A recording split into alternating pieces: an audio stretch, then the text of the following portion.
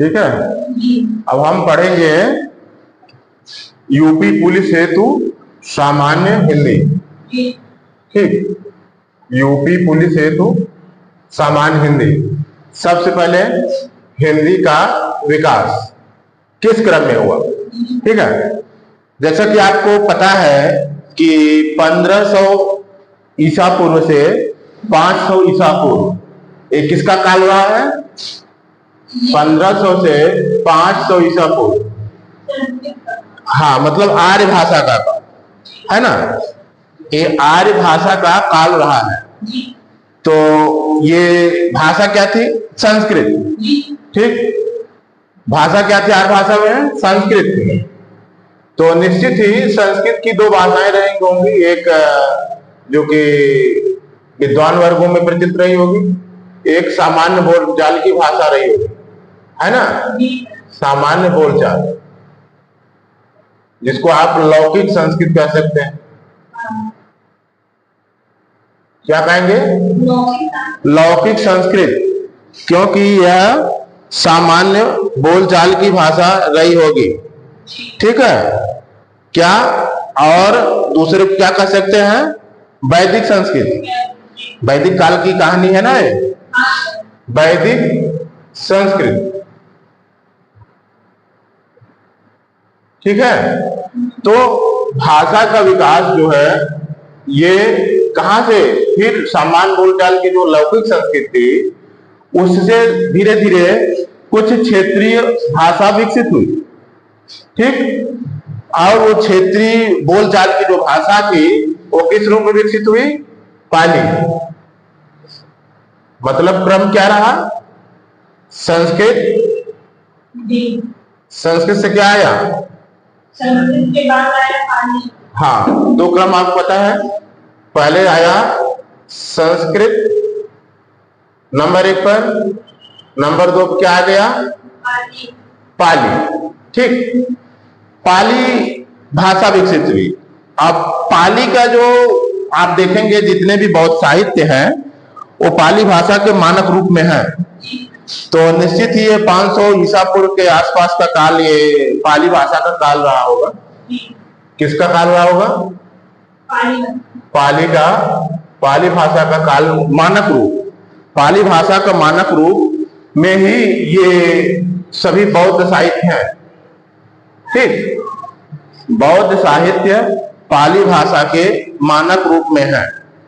फिर इसके बाद विकास का क्रम, चूंकि भाषाओं का विकास, भाषाएं स्थिर नहीं रहती, उनके विकास का क्रम चलता रहता है। ठीक, आज भी आप लोग कितने शब्द देखे होंगे कि वो भाषा को रूप धारण किए जाते हैं। जैसे एक शब्द कुछ वर्ष पहले ऑनर किलिंग शब्द आता था तो वो उसका मतलब सब समझ जाते थे, तो कहने का मतलब है कि हिंदी भाषा में वो शब्द शामिल हो गए, है कि नहीं। तो ऐसे ही विकसित होती रहती है। तो अब आगे क्या हुआ, पाली भाषा की जो बोलचाल की भाषा थी उसका विकास प्राकृत के रूप में हो गया। किस रूप में, प्राकृत, प्राकृत के रूप में हो गया। आप आगे चल के देखेंगे कि जितने भी ये गुप्त काल के साहित्य हैं या मौर्य के बाद के जो स्थिति आई है, तो वहां आप देखेंगे कि प्राकृत भाषा वहां दिखने लगती है।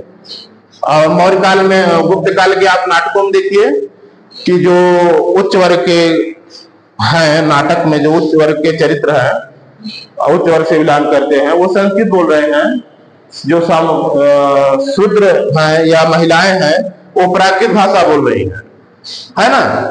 तो इसका मतलब कि वहां प्राकृत भाषा आम बोलचाल की भाषा हो गई थी। कब, गुप्त में। ठीक है, तो प्राकृत की विभिन्न बोलियां विकसित हुई। अब प्राकृत भाषा की भी जो आम क्षेत्र में विस्तार हुआ तो उनकी बोलियां विकसित हुई। ठीक, तो जो प्राकृत की बोलियां विकसित हुई वो किस रूप में प्रस्तुत हुई, अपभ्रंश। ठीक, मतलब संस्कृत के बाद पाली आया, पाली के बाद क्या आया, प्राकृत, है ना। प्राकृत के बाद क्या आया, अपभ्रंश। ठीक, क्या आया, अपभ्रंश, अपभ्रंश। फिर आगे आप देखते हैं अपभ्रंश और पुरानी हिंदी के मध्य का जो संक्रांति काल है, उसके मध्य के जो समय है उसको संक्रांति काल कहा जाता है। ठीक। और संक्रांतिकालीन भाषा को चंद्रधर शर्मा ने पुरानी हिंदी कहा। ठीक। तो आप क्रम इसका ये कह सकते हैं अपभ्रंश, अपभ्रंश, इसी बीच में संक्रांति काल भी है, संक्रांति, संक्रांति काल। ठीक। और इसी के बाद आप इसको पुरानी हिंदी कह सकते हैं, पुरानी हिंदी। ठीक। अब इसके बाद मतलब कि अब इतना क्लियर हो गया ना कि अब जो हिंदी का वास्तविक वर्तमान रूप है इसके बाद क्या ही रहा होगा, है ना। हिंदी का वर्तमान रूप इसके बाद ही रहा होगा। तो क्रम आपको क्या देखने को मिला?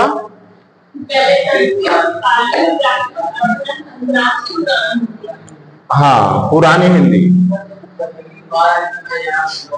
अब क्रम आ गया पुरानी हिंदी का, है ना। अब हम पहुंच गए कहां तक? पुरानी हिंदी तक। ठीक है।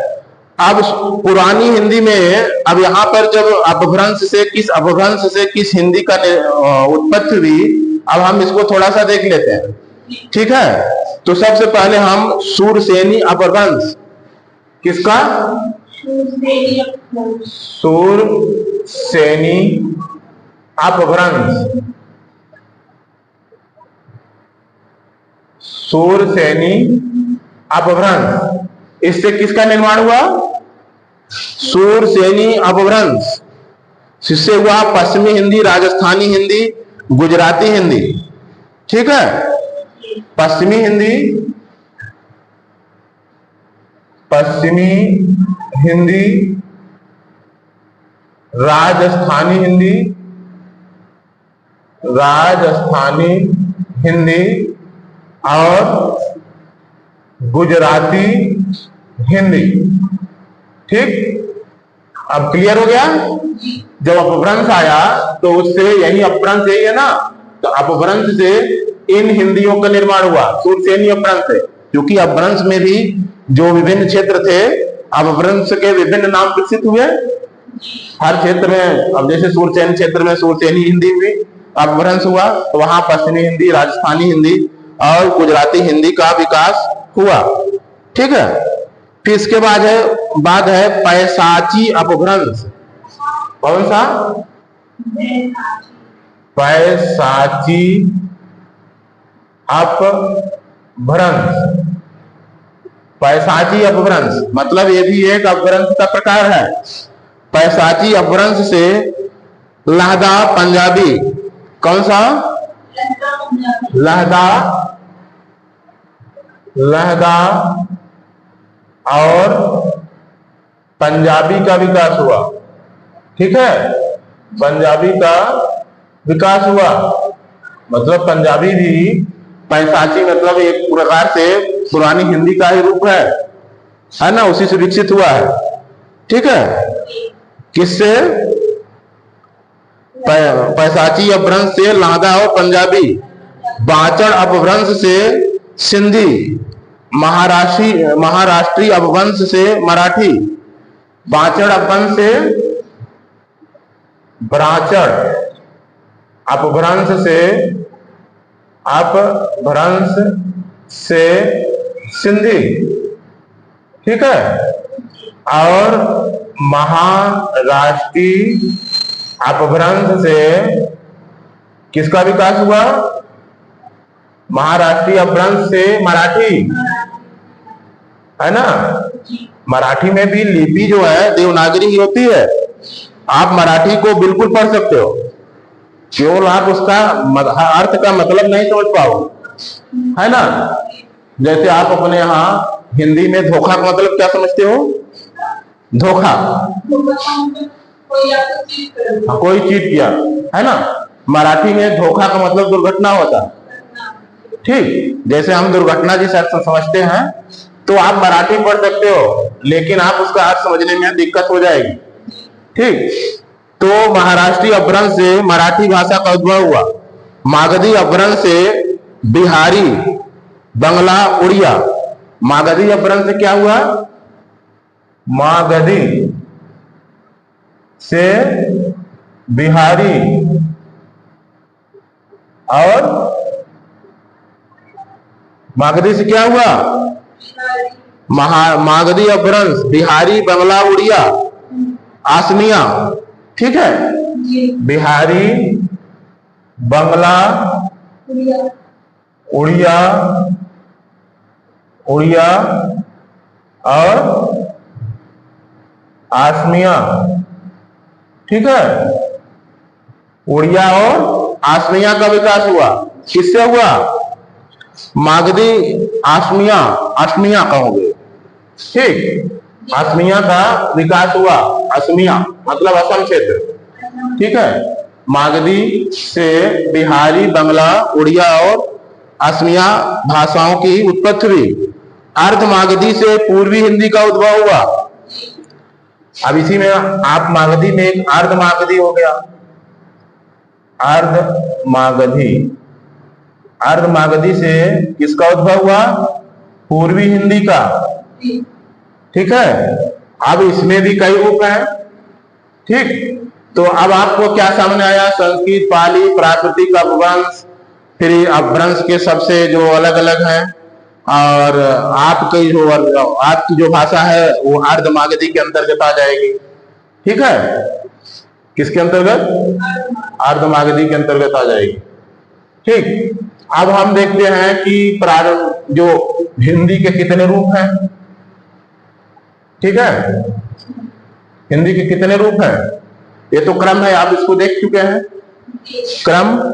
फिर इसके बाद हिंदी है। हिंदी की 5 उपभाषाएं हैं। कितनी? हिंदी की 5 उपभाषाएं।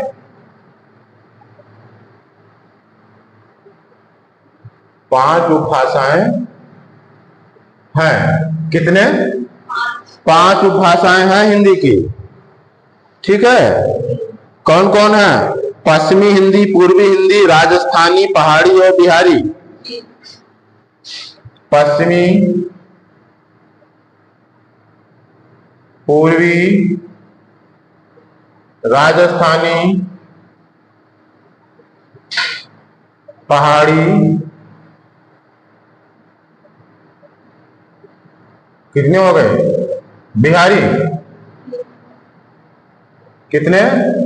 पश्चिमी के पश्चिमी हिंदी, पूर्वी हिंदी, राजस्थानी, पहाड़ी और बिहारी, ये सब हिंदी के रूप हैं। पश्चिमी हिंदी, पूर्वी हिंदी, राजस्थानी हिंदी, पहाड़ी हिंदी और बिहारी हिंदी। ठीक, ये हिंदी की कितनी उपभाषाएं हैं? 5 प्रमुख रूप से। ठीक, अब हम थोड़ा सा देखते हैं कि हिंदी का विकास कैसे हुआ या कहां से हिंदी का काल माना जाता है। भाषा के लिए हिंदी शब्द का प्राचीनतम प्रयोग जफरनामा 1424 में मिलता है। क्या? हिंदी शब्द का, हिंदी शब्द का प्राचीनतम प्रयोग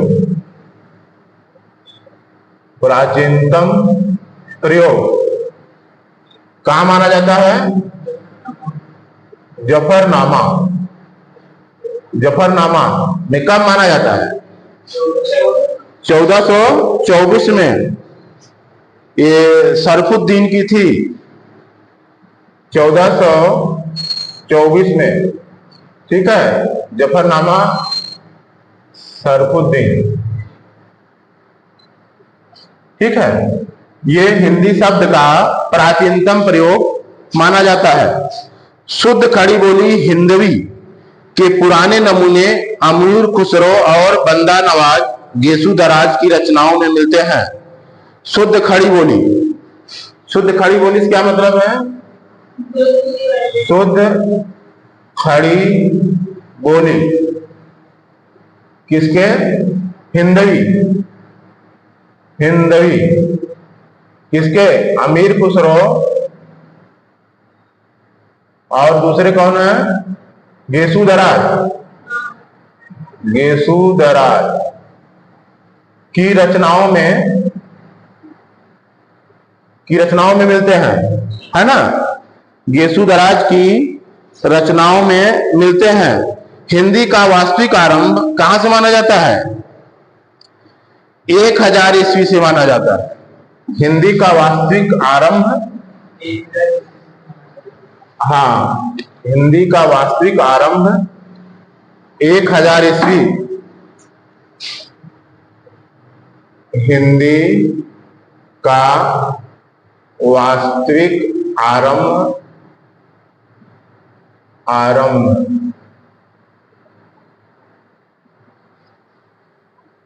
1000 ईस्वी से माना जाता है। ठीक, मतलब बहुत पुराना नहीं है, 1000 ईस्वी। ठीक है, ठीक। और 1000 से 1500 तक के काल को आदिकाल, मतलब 1000 से 1500 ईस्वी, इसको क्या कहेंगे? आदिकाल कहेंगे। हिंदी के विकास में जो जितने भी रचनाएं हैं इस समय की, सब आदिकाल कहे जाते हैं। ठीक है, 1500 से 1800 के काल को क्या कहते हैं? मध्यकाल। हिंदी की दृष्टि से बात कर रहे हैं, इतिहास मत सोचिएगा। ठीक, 1500 से 1800 से मध्यकाल, और 1800 से वर्तमान तक क्या होगा? आधुनिक काल। ठीक है, आधुनिक काल। ये विकास क्रम है किसके लिए? हिंदी के लिए, न कि इतिहास के लिए। आप हिंदी को इतिहास से नहीं जोड़ेंगे। ठीक है, इतिहास में मध्यकाल तो इसको कहेंगे नहीं। वो तो मध्यकाल कहां समाप्त हो गया? औरंगजेब के जन्म के समय ही, है ना? कब? मृत्यु के समय, जन्म समय नहीं, औरंगजेब के मृत्यु के समय। ठीक है, फिर हम आगे क्या पढ़ेंगे? हिंदी की बोलियां। ठीक, हिंदी, पश्चिमी हिंदी की, अब हमने आपको बताया था हिंदी की 5 उपभाषाएं हैं। ठीक, सबसे पहले हम आते हैं पश्चिमी हिंदी।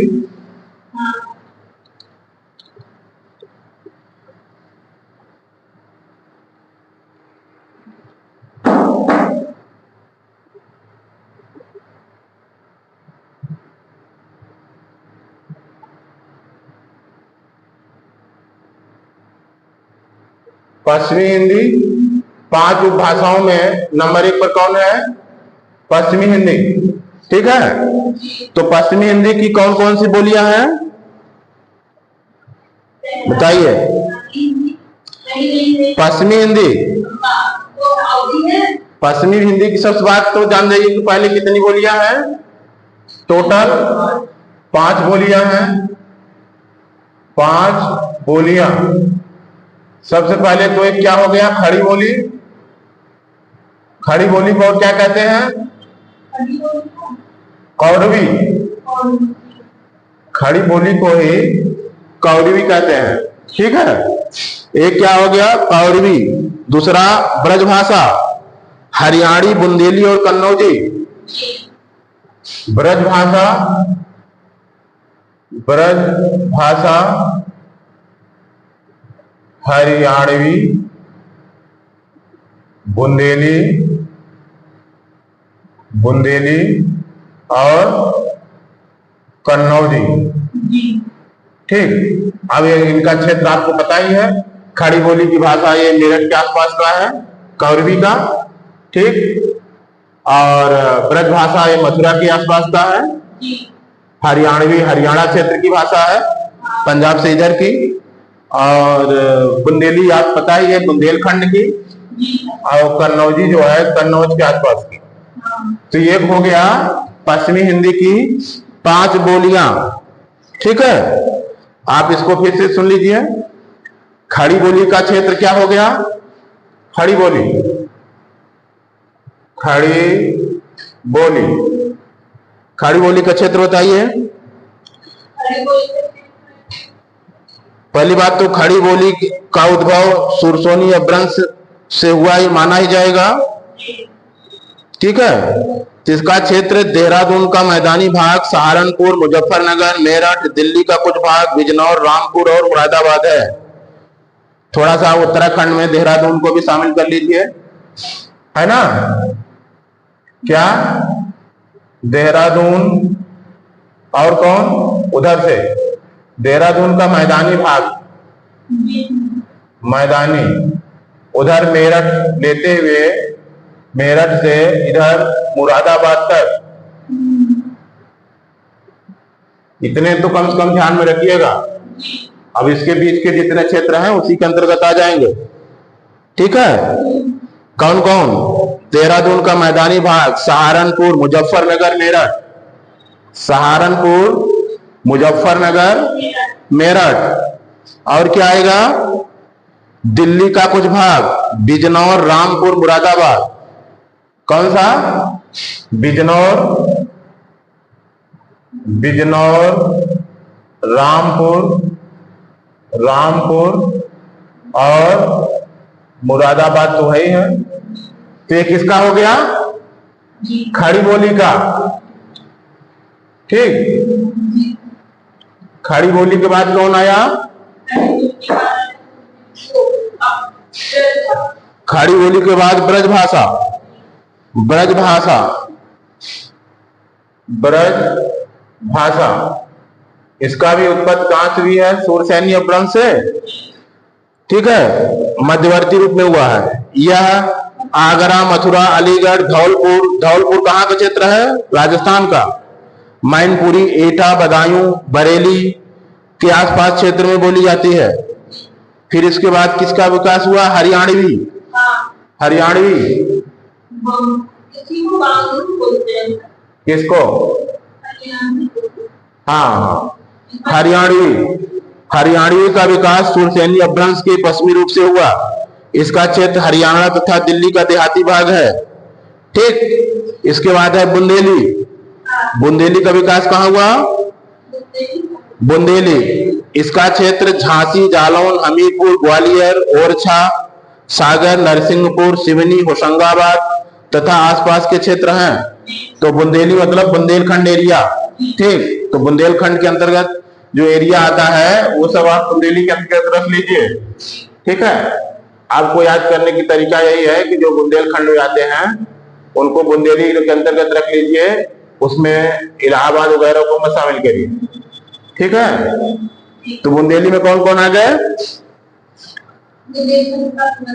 झांसी, जालौन, हमीरपुर, ग्वालियर, ओरछा, सागर, नरसिंहपुर, ये सब किसके जिले हैं? मध्य प्रदेश के। उत्तर प्रदेश के हुए झांसी, जालौन, हमीरपुर, ग्वालियर, ओरछा, सागर, नरसिंहपुर, सिवनी, होशंगाबाद, ये सब हुए मध्य प्रदेश के।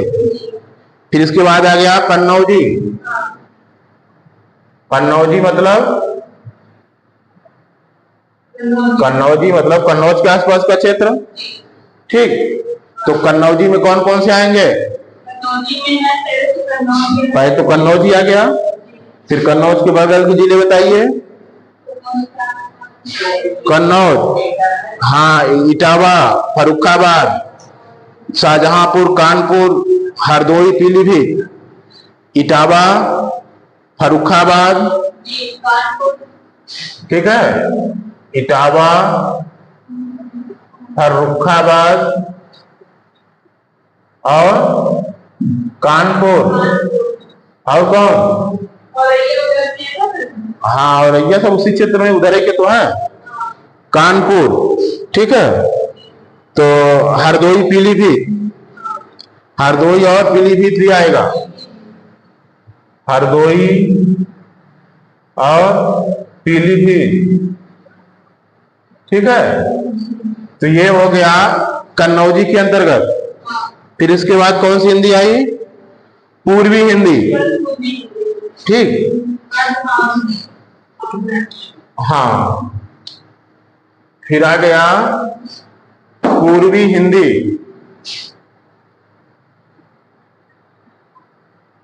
पूर्वी हिंदी का विकास किससे हुआ? पूर्वी हिंदी। अब इसके अंतर्गत आएंगी अवधी, बघेली और छत्तीसगढ़ी। अवधी,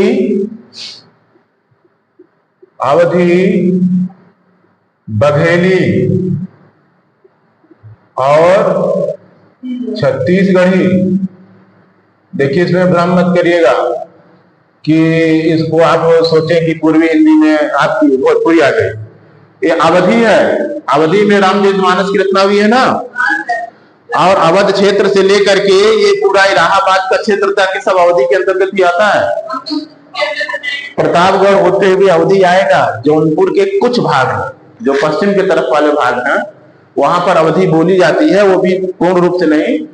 जौनपुर का ज्यादातर भाग आ जाएगा भोजपुरी के अंतर्गत, है ना। लेकिन इधर पश्चिम वाला क्षेत्र, जैसे मछली शहर वगैरह का जो तहसीलें हैं, ये अवधि के अंतर्गत ही आएंगी, ठीक है। ये पूर्वी हिंदी हुआ अवधि, बघेली। बघेली आप बघेलखंड, बघेलखंड समझ रहे हैं? बघेलखंड ये जाकर के सोनभद्र वाला एरिया, वो पूरा, और छत्तीसगढ़ी पूरा छत्तीसगढ़, ये सब पूर्वी हिंदी के अंतर्गत ही आएगा, ठीक। क्लियर हो गया? पूर्वी हिंदी। अवधी भाषा का उद्भव अर्धमागधी अपभ्रंश से हुआ है। इसका क्षेत्र लखनऊ, इलाहाबाद, फतेहपुर, मिर्जापुर, अंशतः उन्नाव, रायबरेली, सीतापुर, खीरी, फैजाबाद, गोंडा, बस्ती, बहराइच, बाराबंकी, सुल्तानपुर, प्रतापगढ़ आदि क्षेत्र हैं, ठीक है। बघेली का उद्भव भी अर्धमागधी से हुआ है, तो अपभ्रंश से। इसका क्षेत्रीय रूप क्या है? इसका क्षेत्र रीवा, सतना, शहडोल, मैहर। क्या? रीवा, सतना, शहडोल, मैहर। मैहर मतलब वो सतना में ही आता है, ठीक है, कुछ अलग जिला नहीं है मैहर, ठीक। रीवा, सतना, शहडोल, मैहर के आसपास के क्षेत्र। छत्तीसगढ़ी का उद्भव अर्धमागधी अपभ्रंश के दक्षिण रूप से हुआ है। इसका क्षेत्र सरगुजा, कोरबा, बिलासपुर, रायगढ़, खैरागढ़, रायपुर, दुर्ग, नंदगांव तथा कांकेर है, ठीक है। तो ये हुआ हिंदी का, पूर्वी हिंदी का रूप, ठीक। अब इसके बाद कौन सी हिंदी आएगी? बिहारी हिंदी है, राजस्थानी हिंदी है ना। राजस्थानी हिंदी भी तो है। राजस्थानी हिंदी में क्या क्या आता है? राजस्थानी हिंदी,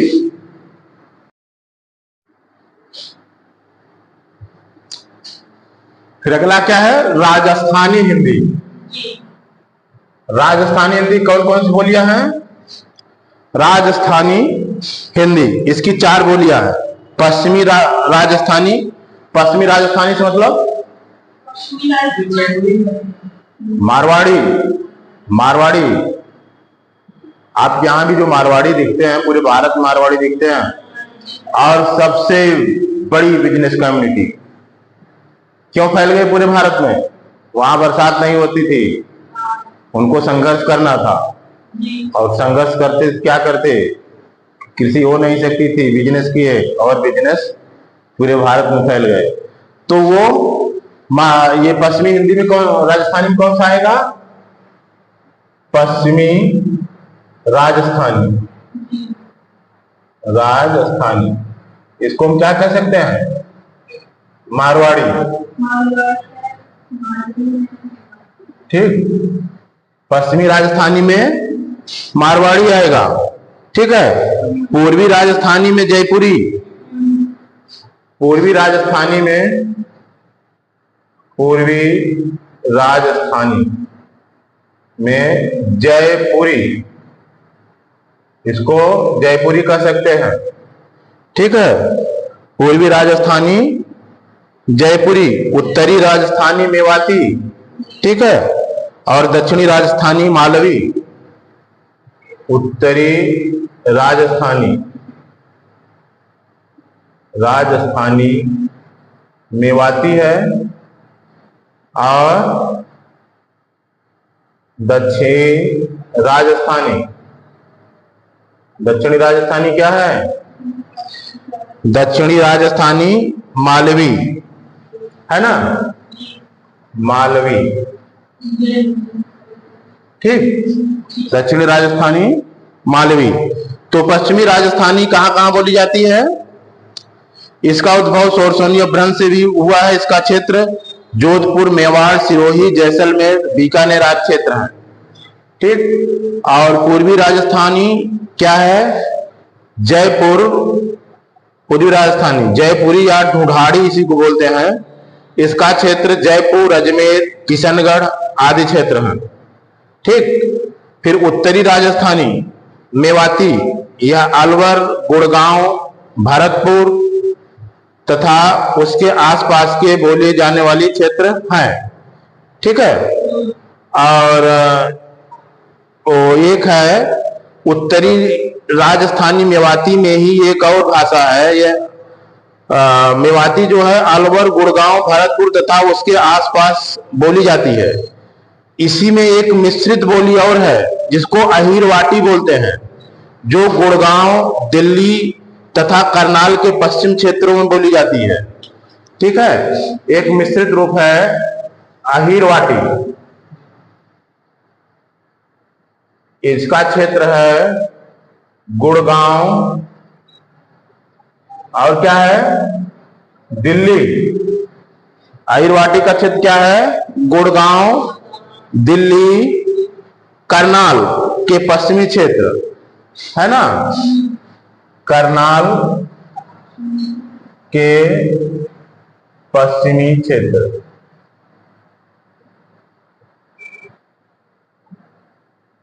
करनाल के पश्चिमी क्षेत्र।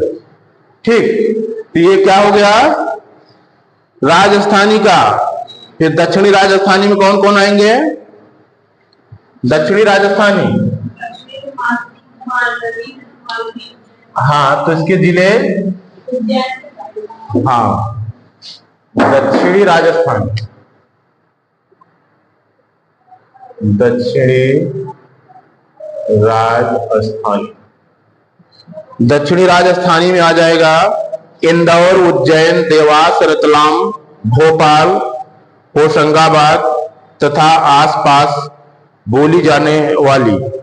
ठीक है, ये सब है दक्षिणी में। फिर इसके बाद है पहाड़ी हिंदी बोलियां। पहाड़ी हिंदी,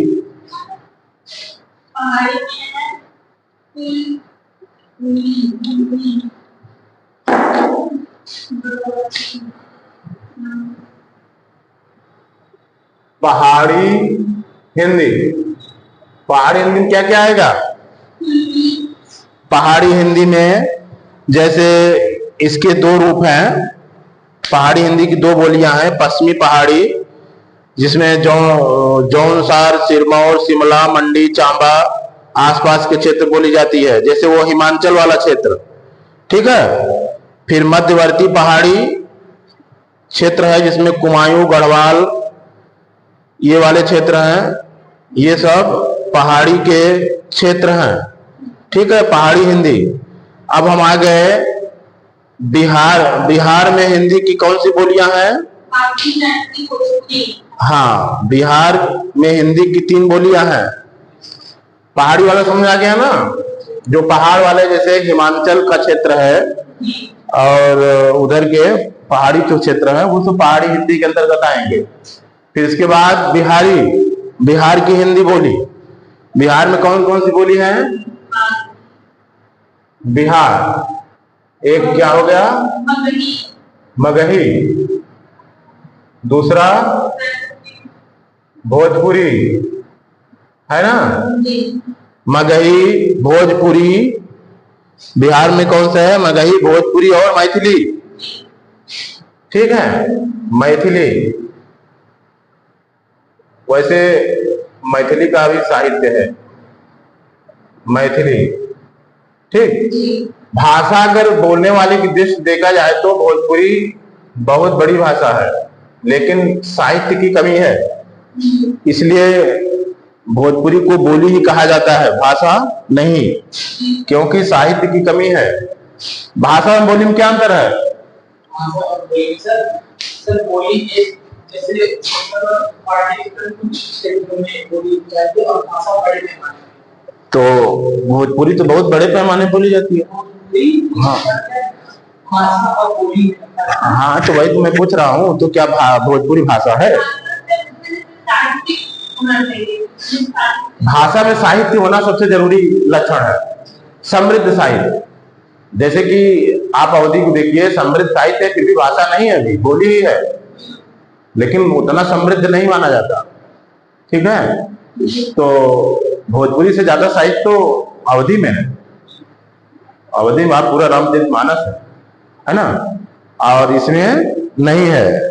कुल मिलाकर के जो भोजपुरी भाषा वो है जिसका साहित्य समृद्ध हो और जिसमें साहित्य की कमी हो, वो बोली कहलाती है, भाषा नहीं। ठीक, तो क्या हुआ? मगही, भोजपुरी और मैथिली। तो मगही भाषा कहां से? मागधी अपभ्रंश से विकसित हुआ है यार। मगही जो है मागधी अपभ्रंश से विकसित हुआ है, या पटना, गया, पलामू, हजारीबाग, मुंगेर, भागलपुर और इसके आसपास बोली जाती है। फिर हम आ गए भोजपुरी। क्या? भोजपुरी ये बिहार की भाषा है। भोजपुर अन्य स्थान के नाम से भोजपुरी कहा जाता है, लेकिन ऐसा नहीं कि यूपी में नहीं बोला जाता।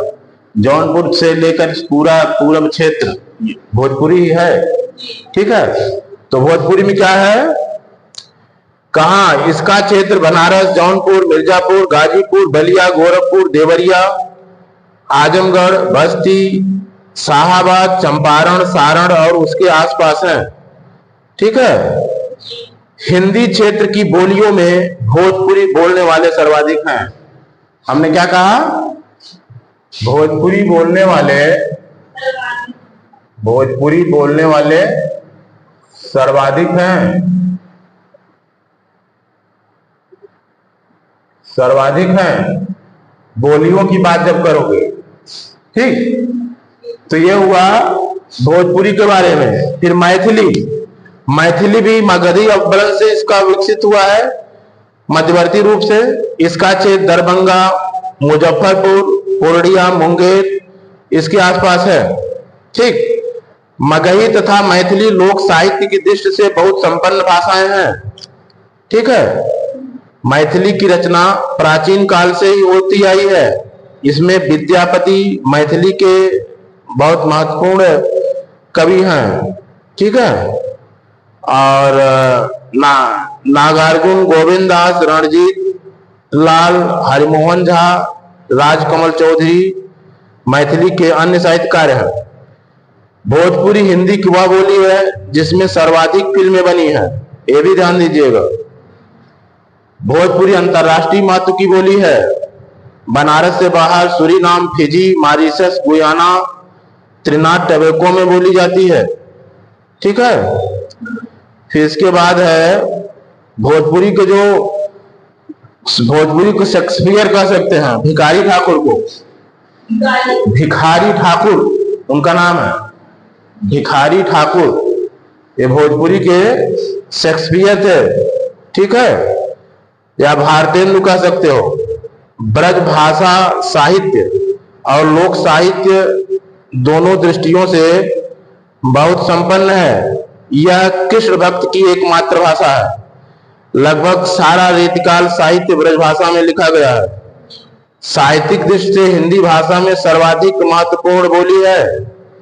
साहित्यिक महत्व के कारण इसे ब्रज बोली नहीं ब्रज भाषा कहा जाता है।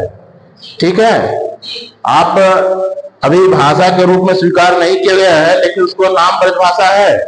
तो क्यों? समृद्ध साहित्य है, इसीलिए उसे ब्रज भाषा कहा जाता है, जबकि ब्रज बोली कहना चाहिए, है ना।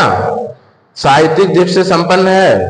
ठीक, ब्रज भाषा के कौन कौन से कवि हैं? सूरदास, नंददास, रहीम, रसखान, बिहारी, मतीराम, भूषण देव, भारतेंदु हरिश्चंद्र, जगन्नाथ दास रत्नाकर, ये सब उसके अमर कवि हैं। ब्रज भाषा देश के बाहर कहाँ बोली जाती है? ताजिकी, ब्रजभाषा ताजिक में बोली जाती है। अवधि में भी साहित्य पर्याप्त है। एक प्रबंध काव्य परंपरा का विकास के रूप में अवधि में हुआ। प्रबंध काव्य परंपरा, जैसे रामचरितमानस को प्रबंध काव्य परंपरा के अंतर्गत रखा जाता है, ठीक है। तो ये हो गया आपका अवधि, ठीक। तो अवधि के कौन से कवि हैं? मुल्ला दाऊद, कुतुबन, मंझन, जायसी, तुलसीदास, नारायण दास, जगजीवन साहब, रघुनाथ दास, राम सनेही आज इसके सुप्रसिद्ध साहित्यकार हैं। भारत के बाहर फिजी में अवधि बोलने वालों की काफी संख्या है। कहां पर? फिजी में। फिजी कहाँ है? फिजी की राजधानी क्या है? फिजी की राजधानी सुआ। सुआ, सुआ, अरे वो प्रशांत महासागर में है, ठीक है, प्रशांत महासागर।